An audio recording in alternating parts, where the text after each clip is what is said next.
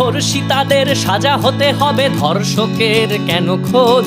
সমাজ বলেছে ঘরে রবে নারী, কেন তারা বের হয় রোজ? কেন প্রতিদিন এখানে ওখানে নারীদের যায় দেখা? কেনই বা তারা সন্ধে বেলায় বের হয় পথে একা? সমাজ বলেছে ছেলেরা এমনই দুষ্টুমিতে ভরা, কেন বোকা নারী ছেলেদের হাতে বারে বারে দেয় ধরা?